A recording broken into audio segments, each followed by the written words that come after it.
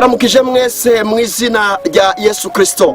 Ndongeye kuba ikaze muri kino kiganiro kuvayo.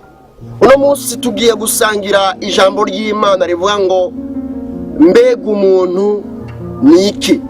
Niryo jambo ry'Imana tugiye gusangira. Turasoma amajambo y'Imana nkuko yanditse mu gitabo ca Yakobo igice ca 4 umurongo wa 13 tugeze ku murongo wa 14. Turasoma mu izina rya Yesu Kristo.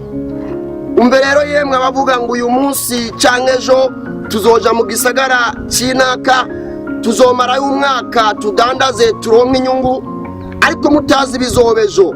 Ubugingo bwanyu ni nkiki, muri umwuka uboneka umwanya muto ugahava uyongayonga. Amen. Mwami Yesu twongeye gushimira, turaguhaye icubahiro muri kano kanya. Reka nasame nawe wivugire, maze ano majambo yawe ashikane benshi kukugororoka mu izina rya Yesu Kristo. Amen. Aya majambo dusomye ari mu gitabo ca Yakobo igice ca 4 ku murongo wa 13 kugeza kwa 14. Mbega aya majambo avuga iki? Nababwiye ngo tugiye gusangira ijambo ry'Imana rivuga ngo mbega umuntu ni iki. Mbega umwana w'umuntu ni iki. Umwana w'umuntu ni umwuka uboneka umwanya muto ngo hamukayongayonga, hamukabura, hamugapotera. Ngomba kukubwira nshuti yanje mukundwa, woye kuvuga ngo ejo nzokora ibi, woye kuvuga ngo mu mwaka uza nzogura umuduga, woye kuvuga ngo mu mwaka uza nzogura nzojana nagomba nakubwire ngo ubugingo bw'umwana w'umuntu n'ubusa. Umwana w'umuntu ni nk'umuyaga, nakantu kaboneka umwanya muto hama kakagenda. Nagomba nakubwire ngo muri kano kanya ndiko ndavugana nawe, hari abagore beza ubu batagihari, hari abantu beza bakomeye b'ivyubahiro, ariko ubu urnye bari muri koma batagishobora guhema. Ubuzima bwabo naco bukimaze, ubuzima bwabo bumeze nk'umwuka gusuboneka mu mwanya muto hamugacukugwaho. Jambo ry'Imana rwa mu gitabo ca Petero ngo umwana w'umuntu ngo ameze nk'amashugwe aruma hama kabaho. Ngomba kukubwira nshuti yanje mukundwa, ikibabaje shuko tuzopfa,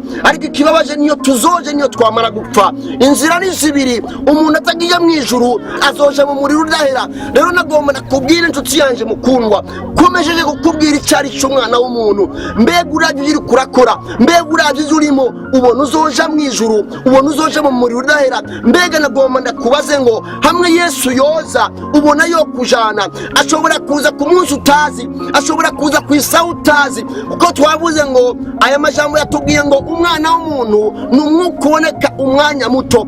Umuntu akwiye gupanga ngo ejo nzokora ibi canke biriya anye, kuko ntazi vyejo uko bizoba bimeze, kuko ntazi ejo ko azoba akiri muzima. Nagomba nakubwira nshuti yanje mukundwa, naco bivuze icubahiro ufise, naco bivuze imyaka ufise. Nagomba nakubwira ngo hariho abari bahambaye bakomeye, ariko ubu unye bajyanye ku mpanda bamaze guhambwa. Hariho benshi bari beza, abagore beza b'amataye, abakobwa beza b'amataye bamaze gupfa batakiri bazima. Ikibabaje suko bapfuye, ikibabaje niyo bagiye inyuma y'urupfu rwabo, ikibabaje naho bazoshikira inyuma y'urupfu rwabo. Rero nagomba nakubwira inshuti yanje mukundwa, akanakanya Imana iduhaye, akanakanya umwami Yesu aduhaye. Nagomba nakubwire ngo nimba utarakira Yesu umwami n'umukiza, iki ni gihe cawe, kuko nuzi umunsi Yesu azogarukirako. Akanakanya kawe, kuko utazi umunsi canke isaha. Nagomba nakubwira ngo ube mu vyaha urimo, nagomba nakubwira ngo nawe waguye nuvyuke, kuko nuzi umunsi canke isaha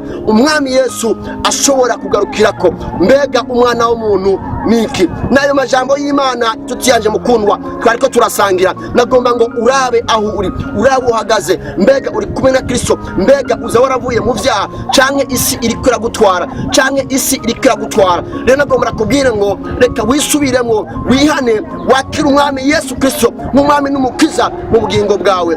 Amahoro y'Imana abane namwe. Amen.